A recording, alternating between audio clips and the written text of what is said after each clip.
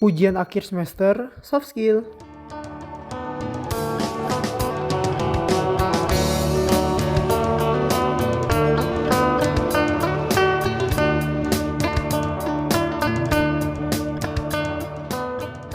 Halo mentan kawan-kawan, hari ini kelompok 5 akan melakukan penerapan berpikir kritis pada kasus Yusuf Mansur yang ingkar janji hingga digugat sebesar 98 triliun rupiah. Kami mendapatkan berita ini dari Detik News dan selamat menyaksikan. Pada kesempatan kali ini saya akan membahas analisis kasus. Pengadilan Negeri Jakarta Selatan atau Penjaksel akhirnya mengetok putusan gugatan Zaini Mustafa senilai 98 triliun kepada Ustaz Yusuf Mansur. Putusan diketok setelah kurang lebih 1,5 tahun lamanya bersidang. Apa sih hasilnya? Saya akan membahas secara detail dengan unsur 5W1H. Zaini Mustafa mengajukan tuntutan senilai 98 triliun kepada Yusuf Mansur.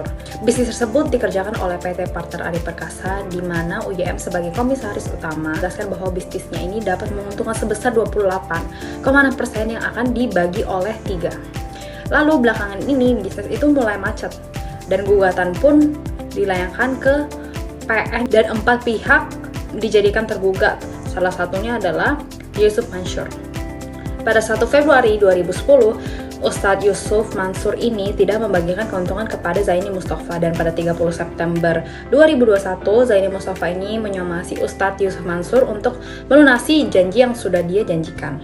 Oke, sekarang kita masuk ke dalam bagian klaim.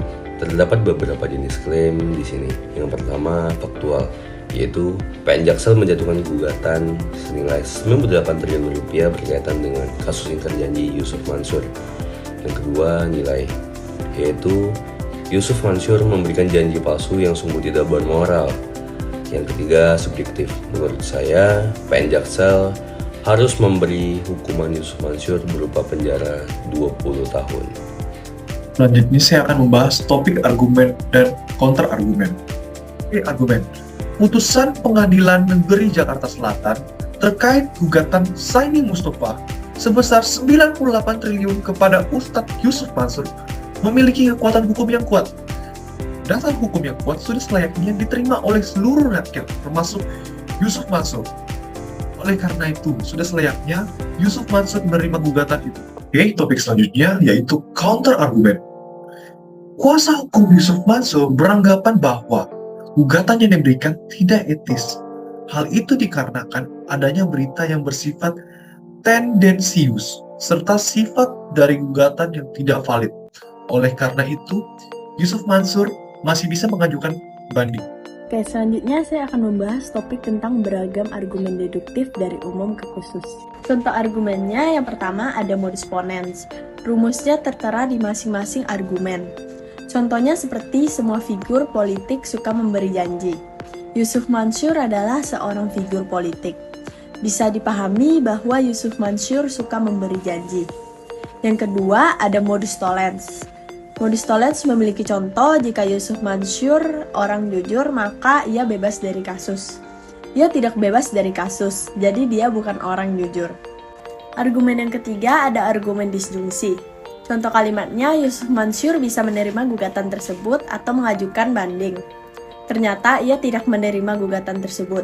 Jadi bisa diketahui bahwa Yusuf Mansur mengajukan banding.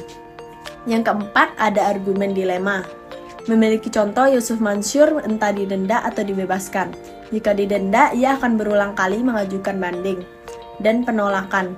Jika dibebaskan, ia bisa melakukan praktik yang serupa tanpa rasa menyesal. Bisa disimpulkan bahwa akan muncul hal buruk pada kedua penyelesaian. Yang terakhir ada argumen hipotesis. Memiliki contoh yaitu jika dasar hukum terbukti kuat, maka Yusuf Mansur akan diberi gugatan. Ternyata dasar hukum yang diberikan terbukti kuat. Oleh karena itu, Yusuf Mansur akan diberi gugatan. Selanjutnya, argumen induktif yang bergerak dari khusus ke umum. Argumen induktif generalisasi. Rumus pertama ada hal umum dan rumus kedua ada hal khusus. Contohnya adalah, biasanya orang yang digugat berpotensi menerima hukuman dari pengadilan. Oleh karena itu, Ustadz Yusuf Mansur kemungkinan juga akan menerima hukuman dari pengadilan. Argumen induktif analog. Berikut rumusnya. Pertama ada A bersifat C dan D. Kedua ada B bersifat C. Ketiga ada jadi mungkin B punya sifat dari D. Berikut contohnya. Yusuf Mansur diberi gugatan dari Mustafa dan melakukan banding.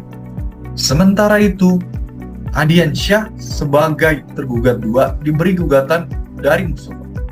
Maka Adiansyah kemungkinan juga akan melakukan banding. Baik teman-teman, sekarang kita masuk ke analisis kesesatan informal, dan di sini saya menemukan 2 kesesatan informal. Pertama ada ad misericordiam, yang dimana dibangkitkan rasa belas kasihan agar pendengar mau menerima argumen. Bisa dilihat pada kutipan di atas bahwa kuasa hukum Yusuf Mansur mengatakan bahwa ini sangat merugikan klien kami. Bisa dilihat bahwa ia menaruh Yusuf Mansur sebagai posisi korban. Padahal hal ini tentunya sesat karena terlepas dari investasi yang dilakukan pada PT Adi Partner Perkasa, Yusuf Mansur berperan sebagai komisaris utama yang memberi harapan pada masyarakat, dan sepatutnya dia juga bertanggung jawab. Kesesatan yang kedua yaitu ad populum yang menggunakan hal yang dianggap lumrah di masyarakat.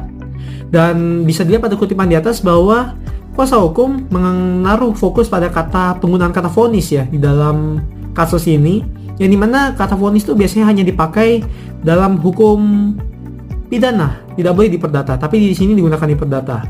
Mungkin secara hukum itu benar menurut masyarakat karena berdasarkan definisinya dan berdasarkan perjanjian bersama. Tapi di sini bisa dilihat bahwa ia mengalihkan fokus mengenai Yusuf Mansur sebagai tergugat yang tentunya tetaplah bersalah dalam kasus ini. Dan sekali lagi sepatutnya dia bertanggung jawab. Baik, sekian dari kelompok 5. Terima kasih telah menyaksikan.